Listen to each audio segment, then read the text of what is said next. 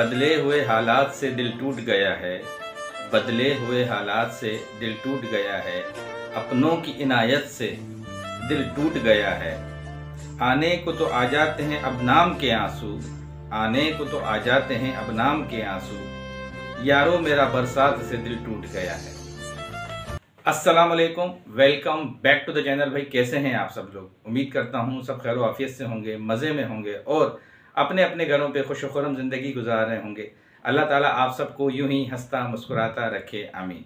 Viewers, Yazid ने इमाम हुसैन से सिर्फ एक वोट मांगा था।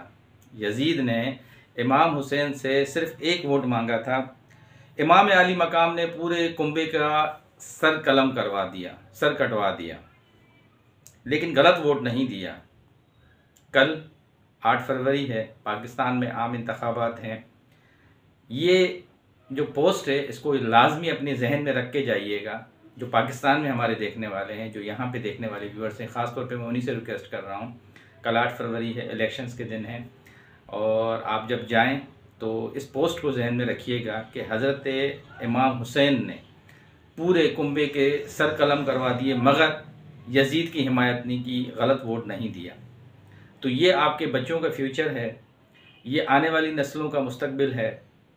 अपनी आज़ादी का आप हक इस्तेमाल करने के लिए जा रहे हैं। मैं किसी पार्टी को सपोर्ट नहीं कर रहा यहाँ पे, मैं न्यूट्रल होकर बात कर रहा हूँ। बस अपने दिमाग में चीज़ रखें कि आने वाले हालात को देखते हुए, आने वाले टाइम को देखते हुए आप अपने वोट का सही इस्तेमाल करें। अपने ज़मीर की सुने, ना कि चंद रुपयों की सुने, ना कि चंद सिक्कों की सुने, ना कि किसी के कहने में आएँ। और आप प्रीवियस जो अपनी लाइफ गुजार चुके हैं, इन सारे 2 नंबर लोगों की बातें सुन के कि हम ये कर देंगे, हम वो कर देंगे, हम इस तरह कर देंगे, रातों रात पाकिस्तान को चेंज कर देंगे, तो उन सब की बातों को जहन से निकाल के इस बहुत ही ज़बरदस्त, जो एक मैंने आपको अभी एक ट्वीट था, बड़ा ज़बरदस्त था, हज़रत इमाम हुसैन की जो रियल जंग थी यजीद के साथ, वो जो मैंने आपको चीज़ बताई है उसको जहन में रख के जाइएगा, वोट का सही इस्तेमाल कीजिएगा। और यहाँ पे मैं आप सबसे एक और रिक्वेस्ट करूँगा कि प्लीज़ अपना वोट लाजमी कास्ट करें।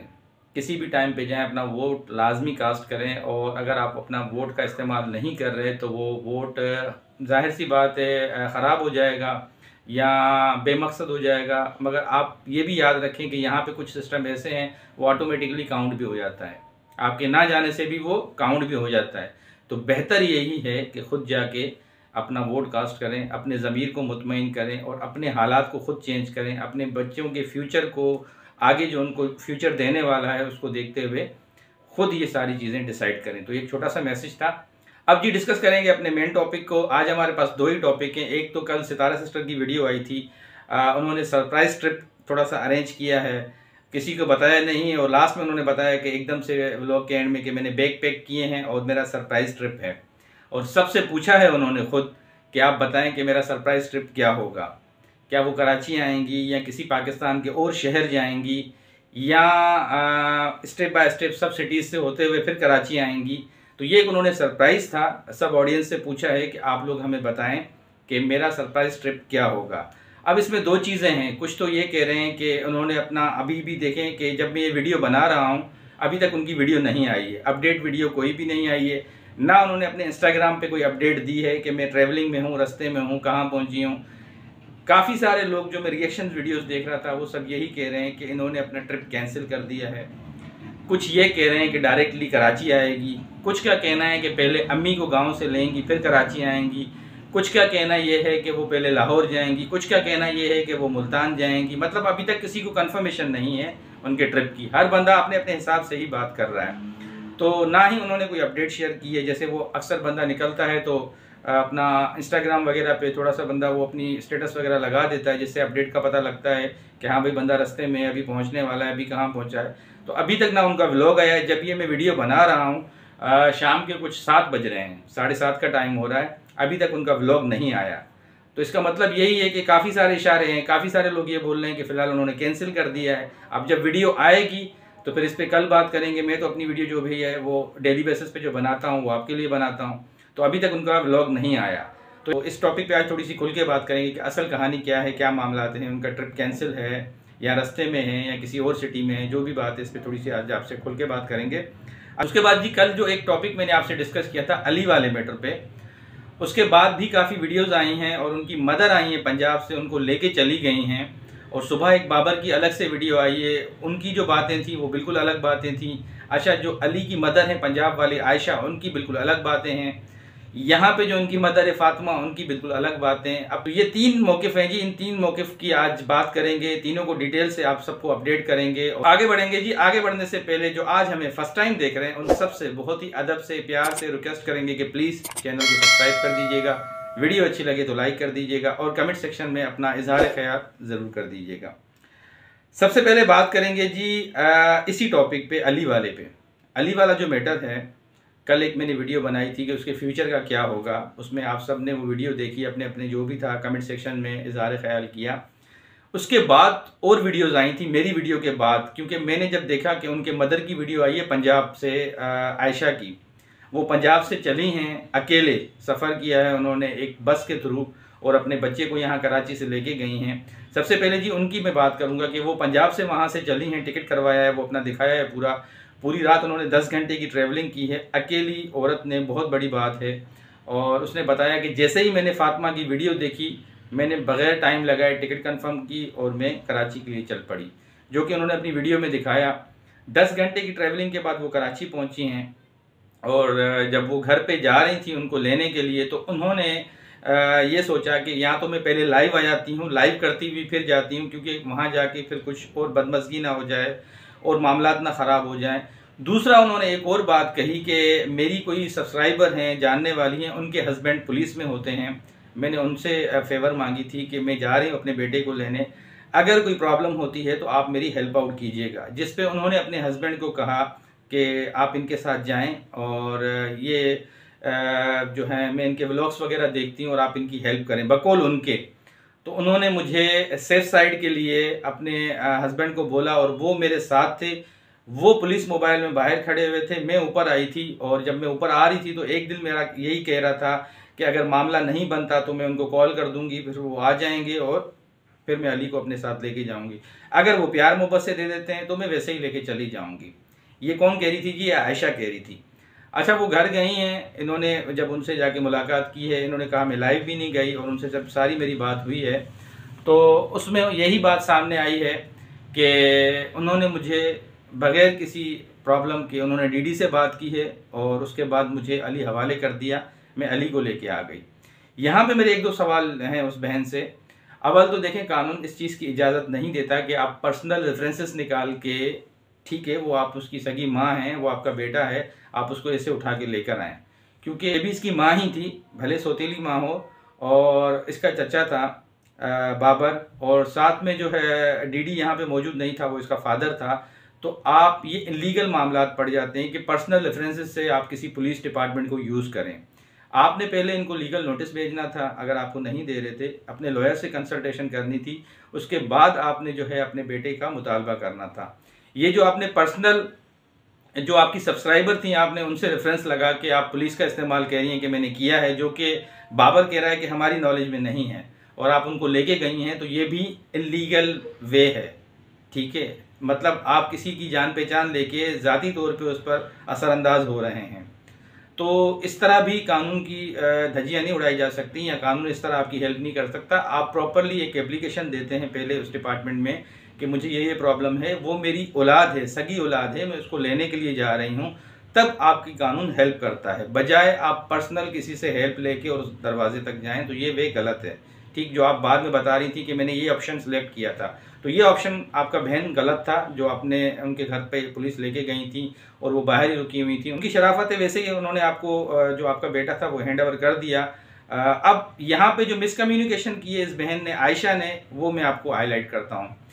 बाबर का जो मैंने सुबह व्लॉग देखा, बाबर कह रहा है कि इत्तेफाक की बात है कि मेरे जो रूम का वाशरूम है उसमें मेरा बेटा था, कोई हमजा या कोई और था। मैं अब्बू के रूम में गया और जब वहाँ से वाशरूम से निकला तो देखा कि अली की जो माँ है पंजाब वाली, वो बैठी हुई है। मैं बड़ा परेशान हुआ और पूछा कि भाई क्या मामला थे, ये कैसे आई हैं? तो उन्होंने बताया कि भाई मैंने वीडियो बनाई थी, फातिमा ने बताया, और मैंने इनको बुलाया था कि आप इनको आके ले जाएं।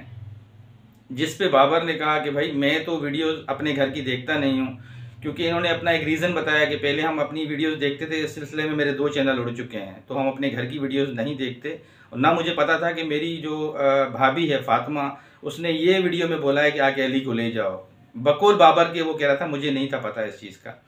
तो मैंने जब ये कहानी सुनी मुझे बड़ी हैरत हुई, और मैंने फिर जाहिर सी बात, इनका जो वालिद है, मेरा राइट था, मैंने अपने भाई को कॉल की, तो उसने कहा कि हाँ भाई, मुझे उसने फ़ोन किया था अपनी वाइफ आयशा ने, और उसने कहा था कि मैं अली को लेने के लिए जा रही हूँ, मगर मैंने उसको मना कर दिया कि फ़िलहाल आप नहीं जाओ, अली को वहीं रुकने दो, उसके एग्ज़ाम्स हो रहे हैं। तो वो कराची क्यों पहुँची है, इस पर बाबर और शौक हो गया। बाबर ने यही बात उसको बोल दी आयशा को कि भाई आपको तो डीडी ने मना किया था कि उसके एग्ज़ाम्स चल रहे हैं, आप उसको लेने के लिए नहीं जाएं, एग्ज़ाम्स ख़त्म हो जाएं, मैं खुद भिजवा दूंगा। तो आप ऐसे कैसे आ गई, और आप झूठ बोल रही हैं कि मुझे डीडी ने बोला है कि आप उसको ले लें। डीडी तो ये मौक़िफ़ दे रहा है। अब यहाँ पे बातें सारी अजीब व गरीब हो गई। ठीक है, पहले यही आयशा बोल रही थी कि मैंने डीडी को बोला है, मैं अपने बेटे को लेने आई हूँ।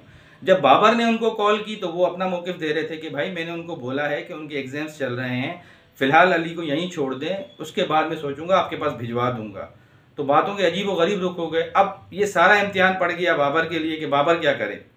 बाबर ने यहाँ पे ये डिसाइड किया कि देखें, ये इनकी सगी माँ हैं, दूर से आई हैं, जाहिर सी बात है ये भी ट्रैवलिंग करके आई हैं और परेशान भी हैं। और दूसरा, मेरी भाभी का कसूर है फातिमा का कि उसने मेरी नॉलेज में नहीं दी ये चीज़, खुद ही वीडियो बना के उसको बोल दिया कि भाई आओ अपने बेटे को ले जाओ, जो कि वो खुद बाबर बता रहा था बात कि मेरी नॉलेज में उन्होंने नहीं दी। तो मजबूरन मुझे उनकी ट्रैवलिंग को देखते हुए, उनकी परेशानी को देखते हुए, फिर मैंने डीडी को भी समझाया और मैंने अली को हैंड ओवर कर दिया। खैर जी, बात आई गई, आयशा का चैप्टर क्लोज हो गया। वो गांव पहुंच गई अपने बेटे के साथ, और उसने बताया कि ये मैंने ऑप्शन भी सारे रखे हुए थे और अपने बेटे को भी ले आई। उसका ये कहना था कि मुझे जैसे ही पता लगा कि अब उसकी कोई किफ़ालत के लिए तैयार नहीं है, उसकी कोई जिम्मेदारी लेने के लिए तैयार नहीं है, तो मैं सगी माँ थी, मुझे रहा नहीं गया, मैं पहुँच गई। ठीक है, आप पहुंच गए। अब मैं आपसे ये सवाल करता हूं उस बहन से, आयशा से, कि आप उसकी कैसे परवरिश करेंगी, जबकि सगे बाप की तवज्जो देना बहुत ज़रूरी है। क्या उसके एक्सपेंसेस, क्या उसकी एजुकेशन मुतासिर नहीं होगी? क्या इस माहौल में वो रह सकेगा? क्या वो जो दूसरा बाप है, जो उसका सौतेला बाप है, उसको अपने सगे बाप जैसा प्यार देगा? इसमें तो सारा जो भी एक बर्डन है वो अली के ऊपर ही चला जाता है। तो अली के लिए काफ़ी इस टाइम पे मुश्किल है। उसके फ्यूचर पे एक सवालिया निशान है, जो मैं कल से कह रहा हूँ, देखते हैं कि क्या होता है। यहाँ पे फिर लास्ट में बात करूँगा जी फातिमा की। फातिमा से जब मौक़िफ़ लिया गया और सब ने पूछा कि भाई आपने ऐसा क्यों किया, डीडी ने भी बोला कि अब आप खुश हो जाएं, आपने मेरे बेटे को यहाँ से भिजवा दिया है। तो वो अपनी एक चीज़ बताने लगी कि देखें, मुझसे वो कह रही थी आयशा कि आप मुझे पर्सनली इंस्टाग्राम पे मैसेज करती, आप इस तरह पब्लिकली वीडियो में ना बोलती कि आओ और अली को ले जाओ। तो उसने कहा कि भाई मैं पर्सनली क्यों करती, कल को यही इशू बनाते कि इनका आपस में अंदर से कांटेक्ट है, ये दोनों मिली भगत है, इनकी प्लानिंग है, और इन्होंने जानबूझ के एक दूसरे से प्लानिंग करके अली को यहाँ से रुखसत करवाया है। तो तभी मैंने पब्लिकली यूट्यूब पे बोला कि आप आके इसको ले जाएं। एक तो उन्होंने अपना ये मैटर, अपना जो भी था वो सारा बताया। दूसरी बात ये है कि उन्होंने कहा कि देखें, आपको अपने बेटे का एहसास है, बेटियों का एहसास नहीं। उसने अपने शोहर को बार बार गिला शिकवा कर रही थी, और मैंने इसको अपने हमेशा औलाद की तरह, बेटों की तरह पाला है। मैंने इसकी परवरिश में कोई कमी नहीं छोड़ी। उस दिन भी, जिस दिन ये नाराज़ होकर गया था, ये पूरा मिट्टी में और खेल कूद में पूरा ऐसा वो था कि मैंने इसको बोला था कि तुमने सुबह से कुछ खाया है, तो इसने कहा मैंने कुछ नहीं खाया। तो मैंने इससे मैंने पूछा कि तुम्हें क्या खाना है, इसने कहा कि मुझे बिरयानी खानी है। तो मैंने इससे समोसे लेके बिरयानी आगे कर दी। जाहिर है जैसी भी है, देखें, माँ सौतीली क्यों ना हो, माँ माँ होती है। एक अरसे से लेके अली उनके साथ रहा है, तो जाहिर है उन्होंने भी अपनी मदर वाली फीलिंग्स उसके साथ शेयर की होंगी। तो ऐसी बात नहीं है कि फातिमा सिस्टर जो है उनसे मोहब्बत नहीं करती या उनको बेटे वाला दर्जा नहीं देती। उनकी हैं भी बेटियां। जाहिर है अगर कोई बेटा होता तो फिर वो थोड़ा सा मोहब्बत में पीछे हो जाती, मगर उनकी सब बेटियां हैं तो जाहिर है उनको बेटा ही समझेंगी ना। दूसरी बात ये, मैं किसी की यहाँ हिमायत नहीं कर रहा भाई, मैं जो भी है ओपन हमारा रिएक्शन होता है वो बात करता हूँ। दूसरी बात ये, उन्होंने कहा है कि जो भी प्रॉपर्टी मेरी बेटियों के नाम पे हुई है उसमें से जो शेयर अली का बनता है वो इसको मिलेगा, चाहे मेरे पास रहें या अपनी रियल माँ के पास रहे, उनका जो हिस्सा है वो उनको मिलके रहेगा। ये एक बड़ा अच्छा स्टैंड लिया है और बहुत अच्छा डिसीजन है उनका कि वो अब भी उसको अपनी औलाद की तरह समझ रही है, और अपनी जो बेटियों को उनको हिस्सा मिला है उसी के साथ साथ वो कह रही है कि मैं ये जो उनका हिस्सा बनता है अली को वो दूंगी। तो ये बहुत अच्छी उनकी बात है। बाकी उन्होंने कहा कि देखें, जो भी है, जो मुझे गलत समझ रहे हैं वो गलत समझें, मैंने उसके बेहतरी के लिए बोला, क्योंकि वो मेरी बात नहीं यहाँ पे सुन रहा था, बगैर बाप के वो मुझे मतलब इग्नोर ज़्यादा कर रहा था, मेरी बात को नहीं समझ पा रहा था। तो उस बिहाफ पे मैंने इनकी मदर को बुलाया और इनको हैंड ओवर कर दिया। जब बाप यहाँ मौजूद नहीं होगा तो जाहिर सी बात है जितना मुझसे कंट्रोल होती है औलाद में उसको कंट्रोल करूँगी। ज़ाहिर है बेटियाँ तो छोटी हैं, वो कंट्रोल में आ जाती हैं, ये थोड़ा सा बड़ा है, तो उस बिहाफ पे वो थोड़ी सी परेशान थी। तो ओवरऑल ये सारी तीनों की चीज़ें थी जी जो आपके सामने रखनी थी। अब फैसला आपने करना है, आप अपना इजहार राय कीजिएगा कमेंट सेक्शन में। ये कुछ आज की अहम चीज़ें थी। और उसके साथ जो सितारा का टॉपिक था उस पर मैं आऊँगा। सितारा ने जो कल पैकिंग करके दिखाया और वहाँ से ट्रैवलिंग स्टार्ट कर दी और वहाँ से वो निकल पड़ी। उन्होंने कहा कि एक सरप्राइज ट्रिप है, वो इंशाल्लाह मैं आपको बताऊंगी। तो हम सब ने यही कहा कि वो मैं भी किसी रास्ते में रुक के कहीं ना कहीं अपडेट शेयर कर दें, या वो थोड़ा सा जल्दी कल व्लॉग डाल देंगी ताकि लोगों को सब पता चल जाएगा कि कहाँ आ रही हैं, गाँव पहले जा रही हैं, लाहौर जा रही हैं, मुल्तान जा रही हैं, डायरेक्ट कराची आ रही हैं। तो आज पूरा दिन गुजर गया, शाम के 7 साढ़े 7 बज गए, उनका व्लॉग नहीं आया। काफ़ी सारे व्यूअर्स परेशान थे, वैसे ही वो कमेंट सेक्शन में उनको बोल रहे थे कि आजकल आपका व्लॉग लेट आ रहा है। दूसरा, वो कहीं भी ट्रैवल करती हैं तो इंस्टाग्राम पे स्टोरी वगैरह या कम्युनिटी अपडेट करती हैं, वो उन्होंने कुछ भी नहीं किया। तो और ज़्यादा उनके व्यूअर्स परेशान हैं कि जो एक रेगुलर उनका टाइम है वो 11 बजे का दिया था, 12 बजे का दिया था, अब शाम हो जाती है, शाम के 6-7 उनका व्लॉग नहीं आता। तो उनके जो चाहने वाले हैं, जो देखने वाले व्यूअर्स, वो काफ़ी परेशान थी कि भाई उन्होंने कल अनाउंस भी किया है कि मैं ट्रिप पे जा रही हूँ और कुछ अता पता भी नहीं है, ना कोई स्टोरी है, ना कोई कम्युनिटी है, ना कुछ किसी को बताया है, तो ये क्या चीज़ है। तो अभी तक तो जी उनका कोई व्लॉग नहीं आया। मेरी वीडियो के बाद आता है तो वो एक अलग बात है। तो देखते हैं कि मेरी वीडियो के बाद उनका जो वीडियो आता है वो किसी नए शहर में आता है या अपने असल डेस्टिनेशन कराची पे आता है, कहाँ पे आता है वो खुद बताएंगी। फिर इंशाल्लाह जो भी होगा कल उस पर बात करेंगे। ये कुछ आज की अहम चीज़ें थी जो आपके साथ डिस्कस करनी थी। उम्मीद करता हूँ कि आज की वीडियो आपको अच्छी लगी होगी। जाते जाते नए देखने वालों से रिक्वेस्ट करूँगा कि प्लीज़ चैनल को सब्सक्राइब कर दीजिएगा, वीडियो अच्छी लगे तो लाइक कर दीजिएगा और कमेंट सेक्शन में अपना इजहार ख्याल ज़रूर कर दीजिएगा। ज़िंदगी बखैर, नई वीडियो में फिर मुलाकात होगी, तब तक के लिए अल्लाह हाफिज़।